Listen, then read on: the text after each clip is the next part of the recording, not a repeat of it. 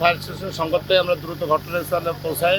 Kanaipur highway police বাড়ির সামনে একটা বাসে আগুন দেখতে পাই।